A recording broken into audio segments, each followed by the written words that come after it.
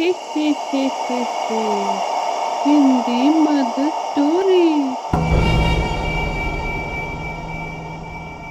सूरजगढ़ नाम का एक गांव था जहां के सभी लोग सुबह सुबह अपने काम पर निकल जाते थे और शाम को वापस आते थे।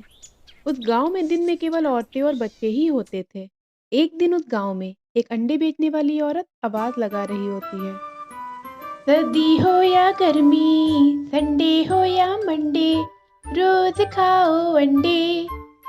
कभी बनाओ ऑमलेट, कभी बनाओ बॉइल्ड एग। ताकत वाले हैं अंडे, देसी मुर्गी के हैं अंडे।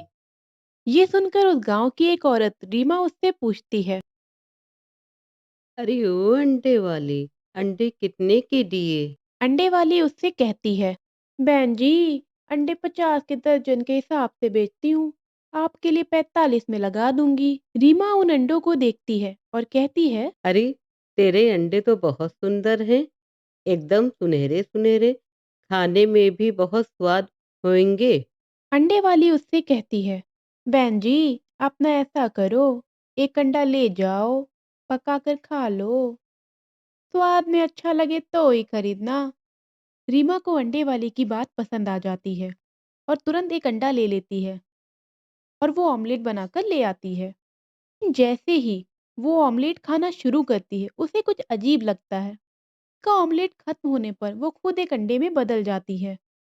अंडे वाली उस अंडा बनी रीमा को अपनी टोकरी में रखकर मुस्कुराने लगती है और अपने असली रूप में आ जाती है और वो जोर-जोर से हँसने लगती है।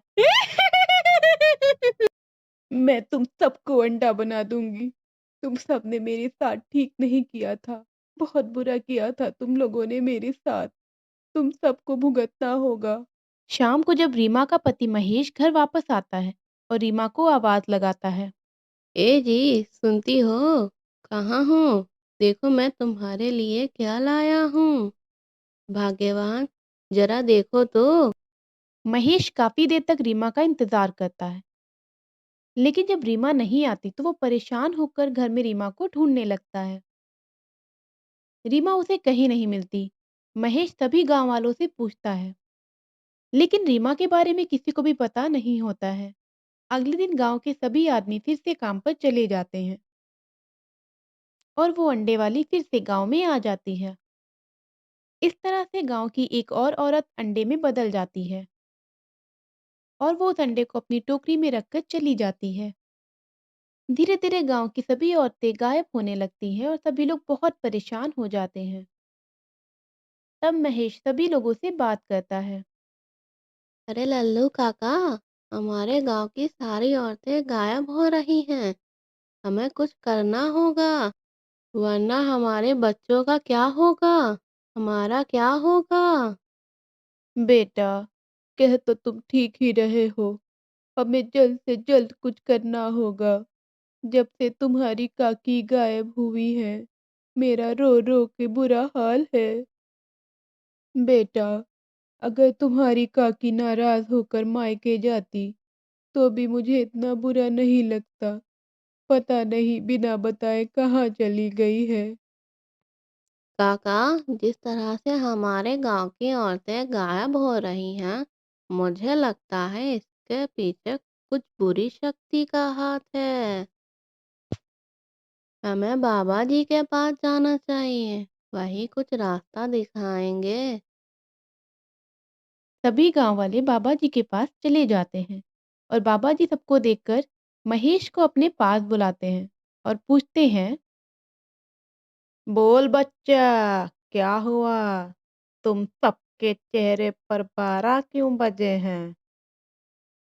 बाबा जी, आप तो ज्ञानी हो। हमारे गांव की पत्नियां, माए बेटियां ना जाने कहाँ चली गई हैं। हर रोज गांव की कुछ औरतें गायब हो रही हैं। हमारे गांव को बचा लीजिए बाबा जी। ओ बच्चा, परेशान मत हो। ऊपर वाला सब ठीक करेगा, जैसा तुम बता रहे हो और मैं अपनी दिव्य दृष्टि से देख पा रहा हूँ। ये उसी अंडे वाली चुड़ैल का काम है। अपने जीवन में उसने बहुत दुख देखे थे, वो बहुत गरीब लड़की थी। उसके माँ-बाप नहीं थे। उसके चाचा-चाची ने उसे घर से निकाल दिया था। एक दिन उसे बहुत भूख लगी थी। उसने अंडे देखे और उन अंडों को चोरी कर लिया। ऐसा करते हुए उसे उस दुकानदार ने देख लिया था और शोर मचा-मचा कर सबको इकट्ठा कर लिया। तुम्हारे गाँव की औरतों ने उसे चोर, चोर कह-कह कर बहुत पीटा, जिसके कारण वो अबोध बालिका मर गई और चुड़ैल बन गई। अब वो तुम सभी को अंडा बनाना चाहती है। बाबा, क्या अब हमारे गाँव की औरतें वापस नहीं आएँगी? नहीं बच्चा, ज़रूर आएगी। इसका उपाय है। अगर उसे भरपेट भोजन कराया जाए और उससे माफ़ी माँगी जाए, तो ज़रूर कुछ हो सकता है। महेश अगले दिन उस अंडे वाली का इंतज़ार करता है। जब वो आ जाती है तो उसके सामने खूब सारा खाना रख देता है। उस खाने को देखकर वो बहुत खुश हो जाती है और सारा खाना खा जाती है। तब महेश उससे कहता है, हमें माफ़ कर दीजिए। आपके साथ जो हुआ गलत हुआ, हम सभी जान गए हैं। आप कौन हैं? हमें माफ़ कर दीजिए। और वो अपने असली रूप में आ जाती है। नहीं, बिल्कुल नहीं। तुम लोगों की वजह से मेरा ये हाल हुआ। एक अंडे के लिए तुम लोगों ने मेरी जान ले ली। अब इंसाफ होगा। सभी औरतें जीवन भर अंडा बनी रहेंगी।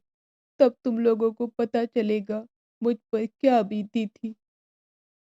आप तो जानती हैं ना कि माँ-बाप के ना होने पर बच्चों पर क्या बीतती है। आप क्यों गाँव के बच्चों से उनकी माँ को छीनना चाहती हैं? ऐसा मत कीजिए। ये सुनकर वो अंडे वाली रोने लगती है